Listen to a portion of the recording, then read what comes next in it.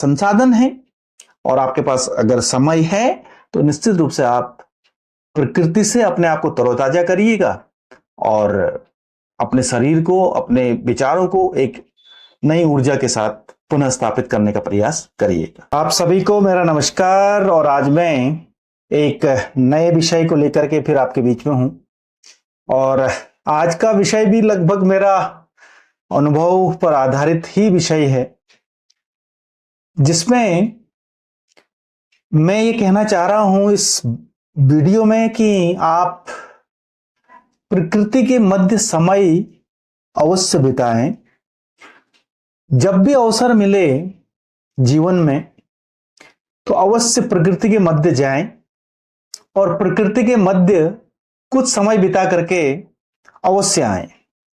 उसके बहुत सारे कारण हैं जिनको मैं कहना चाहूंगा कि यदि आप प्रकृति के मध्य में जाकर के, जहां पर कि एकांत है, जहां पर एक अलग तरह की शांति है, प्रकृति के पूरी तरह से हर चीज प्राकृतिक है, हर चीज प्रकृति की देन है, वहां पर जाएं और अवश्य समय बिताएं।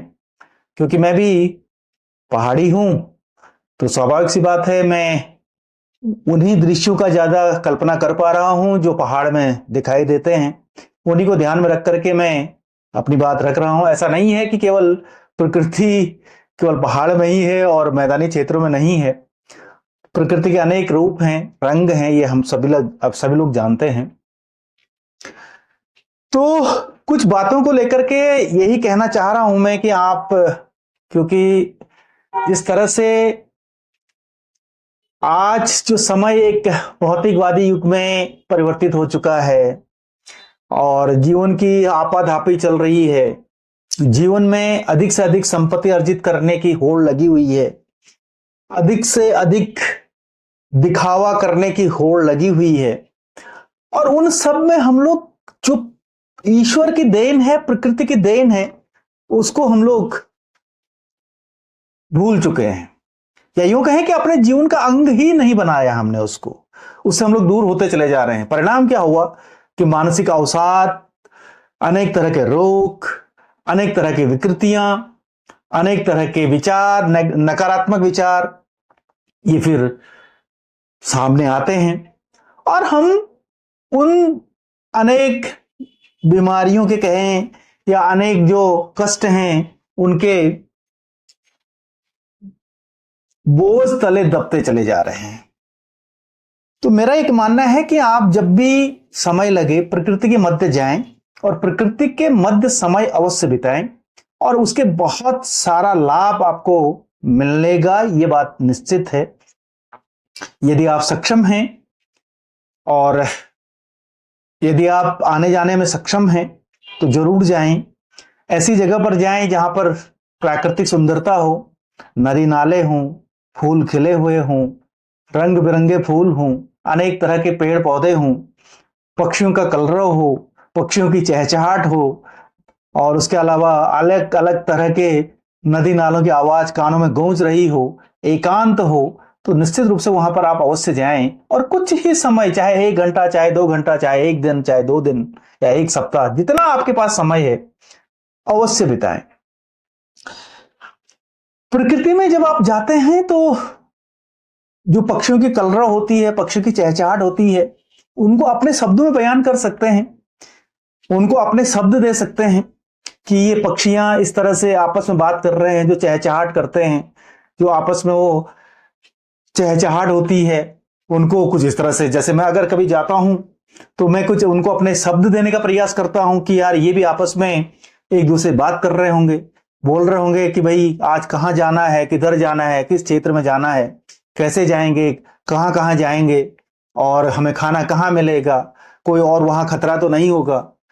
फिर आपस में एक दूसरे से हंसी मजाक भी करते होंगे कि कल जो है तुमने मुझे खींच दिया था, तो तुमने मुझे डिस्टर्ब कर दिया, कल रात मैं सो नहीं पाया ढंग से। इस तरह के एक शब्द दीजिए अपने, एक आनंद की अनुभूति आपको होगी। आनंद की अनुभूति होगी तो उनको, उन पक्षियों के भावनाओं को समझने का एक नया रूप सामने आएगा, या कोई और तरीका आप अपना सकते हैं। कि उन पक्षियों को हम लोग किस तरह से समझ सकते हैं, उनकी भावनाओं को किस तरह से समझ सकते हैं। इसी तरह से जो और तरह की आवाजें आती हैं प्रकृति के मध्य में, चाहे बारिश हो रही हो तो टप टप की जो आवाज आती है, चाहे नदी बह रही हो, जो नदी का कलरव होता है, नदी की जो एक आवाज कानों में गूंजती है, या उसके अलावा कोई झरना गिर रहा हो तो झरने की आवाज जो कानों में गूंजती है, कानों को सुनाई देती है, तो वो एक अपने आप में एक अलग तरह की अनुभूति है। उसको महसूस कीजिए, उसको आत्मसात कीजिए। एक और जो बात है वो ये कि जब हमें अगर अपना आत्म विश्लेषण करना हो, आत्म अवलोकन करना हो, स्व अवलोकन करना हो, जब हम लोग अपने आप को समझने की कोशिश करते हो, तो निश्चित रूप से आप अपने आप से बात कर सकते हैं। और अपने आप से बात करने का प्रकृति में से अच्छा स्थान या सुनसान स्थान कोई नहीं हो सकता है। आप अपना विश्लेषण बहुत अच्छी तरह से कर सकते हैं, क्योंकि आपको वहां पर डिस्टर्ब करने वाला कोई नहीं है। आपको इस भौतिकवादी दुनिया की बातें नहीं दिखाई देती हैं, नहीं सुनाई देती हैं। तो स्वयं आप अपने से बात करते हैं और अपना विश्लेषण अच्छा कर सकते हैं। और जब आप अपना विश्लेषण करने में सक्षम होते हैं तो हम लोग अपने आप को पहचानने लगते हैं। अपने आप को पहचानना एक बहुत बड़ी उपलब्धि है आज के दौर में। अन्यथा हम लोग दूसरों को बहुत पहचानने की कोशिश करते हैं, दूसरों का विश्लेषण बहुत ज्यादा करते हैं, लेकिन अपना विश्लेषण कम ही कर पाते हैं, अपने आप को कम ही जान पाते हैं। तो यदि हम लोग अपने को पहचान पाने में सक्षम होते हैं तो एक हमारी एक उपलब्धि है, और हम लोग अपने आप को एक अच्छा जीवन, एक सुखमय जीवन, एक शांतिपूर्ण जीवन, एक सकारात्मक जीवन देने की ओर बढ़ सकते हैं। लेकिन अगर हम लोग अपने आप को पहचान ही नहीं पाते हैं तो फिर हम लोग दूसरों को विश्लेषित करने में ही अपना समय व्यतीत करते हैं, और दूसरों की बातों को ही या तो उसका अनुसरण करते हैं, या उसकी आलोचना करते हैं, या उनको इग्नोर करते हैं।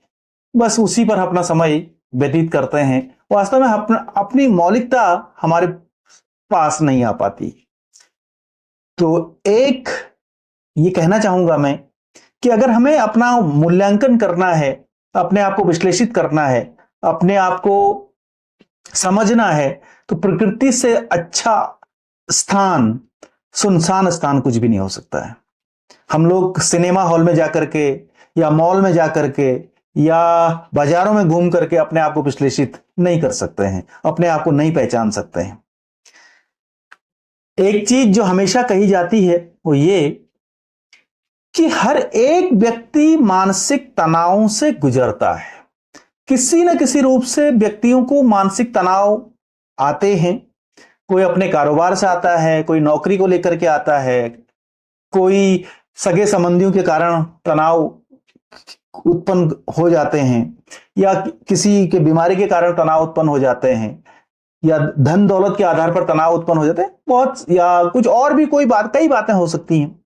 तनाव हर व्यक्ति के जीवन का अंग है, यह कहा जा सकता है। ऐसा कोई भी व्यक्ति नहीं होगा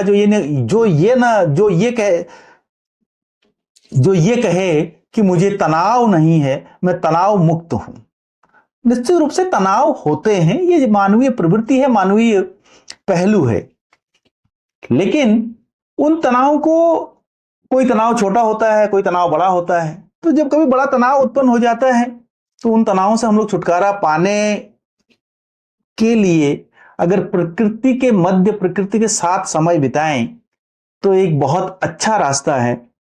हमें तनाव से मुक्ति अवश्य मिलेगी, हमें तनाव का समाधान मिल सकता है, क्योंकि हम वहां पर एकाग्रचित होकर के अपने आप को और उस तनाव के बारे में, या यूं कहेंगे कुछ समय के लिए, या एक विराम दे करके उसको समझने का प्रयास कर सकते हैं।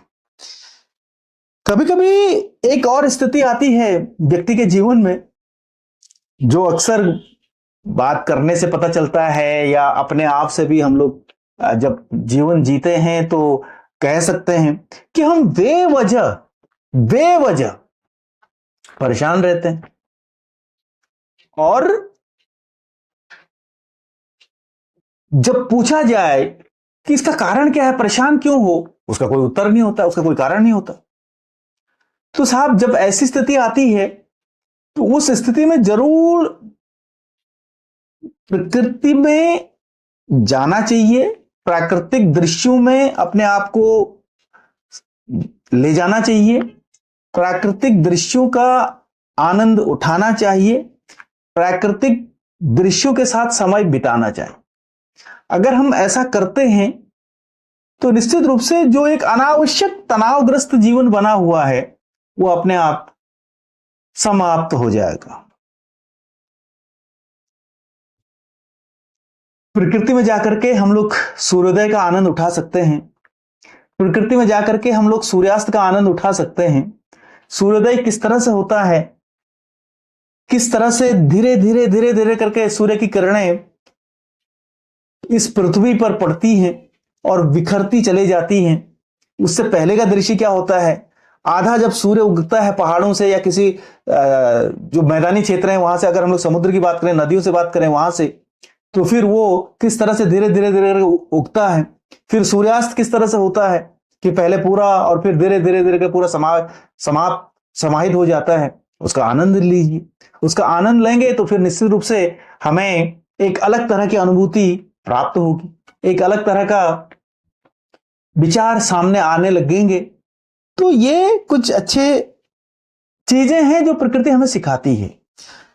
प्रकृति में हरे भरे जंगल होते हैं, अनेक तरह के पेड़ पौधे होते हैं, अनेक तरह की घास होती है, अनेक तरह के झाड़ियां होती हैं, उनका अपना अलग महत्व होता है। एक दूसरे से किस तरह से वो लिपटी रहती हैं, किस तरह से वो एक दूसरे के बगल में पल बढ़ रही होती हैं और वो किस तरह से एक दूसरे को सहारा भी देती हैं। इसका आनंद लीजिए। कई तरह की छोटी छोटी पहाड़ी क्षेत्र में जाते हैं तो छोटी छोटी पहाड़ियां होती हैं। ऊंची ऊंची पहाड़ियों में जाते हैं तो पहाड़ किस तरह से बर्फ से ढके होते हैं, उनका किस तरह का रूप है, क्या है, उसको जरूर महसूस करिए, उसको देखिए, उसके बारे में समझिए कि प्रकृति ने, भगवान ने, ईश्वर ने हमें किस तरह से उपहार दिए हैं। इसी तरह से नदी नाले हैं, उनकी आवाजें हैं, झरने हैं, उनकी आवाजें हैं, जलप्रपात हैं, उनकी आवाजें हैं, छोटी छोटी पहाड़ियां हैं, रंग बिरंगे फूल हैं, फल खिले हुए हैं।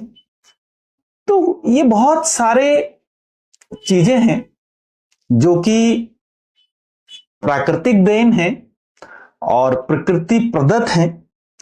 और जब कभी हम लोग इन जगहों पर जाकर के, जहां पर कि ये सब कुछ कोलाहल नहीं है, बाजार का कोलाहल नहीं है, गाड़ियों का कोलाहल नहीं है या और तरह का कोलाहल नहीं है, बस प्रकृति प्रकृति है, चारों ओर हरे भरे जंगल ही जंगल दिखाई देते हैं, तो वहां पर जाकर के हम लोग बहुत कुछ अपने बारे में सीख सकते हैं, समझ सकते हैं। इसीलिए जब वो तपस्वी आया करते थे तो वो वीरान जंगलों में तपस्या करते थे, क्योंकि उनको एकांत चाहिए था और एकांत में रह करके ही वो ज्ञान की प्राप्ति करते थे। ये एक भारतीय परंपरा में पहले से ही ये प्रचलन रहा है। तो ये कुछ बातें हैं, जब कभी भी मन इस सांसारिक जीवन से ऊब सा जाता है, भले इससे कोई दूर नहीं हो सकता, लेकिन जब कभी भी मन ऊब जाता है, मन उचट जाता है, लगता है कि कुछ विराम चाहिए जीवन में, लगता है कि हर चीज फीका फीका सा हो गया है, लगता है कि शरीर थकने से लग गया है, तो साहब उस शरीर में पुनः ऊर्जा भरने के लिए, उस शरीर को पुनः सक्रिय करने के लिए, उन विचारों को पुनः सक्रिय रूप में लाने के लिए निश्चित रूप से प्रकृति के मध्य जाना चाहिए और प्रकृति के मध्य कुछ समय बिताने चाहिए। और जब हम ऐसे अपने जीवन में ऐसा करते हैं तो निश्चित रूप से हम लोग उसका लाभ प्राप्त करते हैं और पुनः अपने मन को प्रफुल्लित करने में सक्षम होते हैं, अपने आप को सम्मान देने में सफल होने लगते हैं, अपने आप से प्रेम करने लगते हैं और उसके अलावा एक नया ऊर्जा अपने शरीर के अंदर हम लोग महसूस कर पाते हैं। तो इसलिए आप जरूर इन प्राकृतिक स्थानों पर जाएं और स्वच्छ हवा का आनंद लें और स्वच्छ पानी का आनंद लें और हर एक जो प्राकृतिक देन है जो उनमें कोई मानव निर्मित नहीं है, उन मानव निर्मित वस्तुओं से हट करके प्राकृतिक वस्तुओं की ओर जाएं और उनको महसूस करें। और सामान्य रूप से हम लोग बहुत कम आज की डेट में, आज के समय में बहुत कम इन चीजों को महसूस कर पा रहे हैं, क्योंकि समाज में इतनी ज्यादा जटिलताएं आ चुकी हैं और कार्य का भार इतना ज्यादा हो चुका है कि हम अपने आप के बारे में, अपने आसपास जो चीजें हैं उनके बारे में सोचने का समय ही नहीं है हमारे पास। और समय तब होता है जब या तो हमारा शरीर साथ नहीं देता है, या फिर कुछ और बातें सामने आने लग जाती हैं, या फिर हमारे पास संसाधन नहीं हो पाते हैं तब। लेकिन जब आपके पास संसाधन है और आपके पास अगर समय है तो निश्चित रूप से आप प्रकृति से अपने आप को तरोताजा करिएगा और अपने शरीर को, अपने विचारों को एक नई ऊर्जा के साथ पुनः स्थापित करने का प्रयास करिएगा। तो ये कुछ बातें थी जिनको मैंने आज के वीडियो का शीर्षक दिया है कि प्रकृति के मध्य समय बिताएं, जितना संभव हो सके उतना समय बिताएं। सक्षम है तो ज्यादा समय तक समय बिताएं, अगर नहीं है तो कुछ ही समय बिताएं, कुछ ही घंटे बिताएं। तो ये कुछ मैं अपनी बात को कहना चाह रहा था। आप सभी का समय शुभ हो। बहुत बहुत धन्यवाद।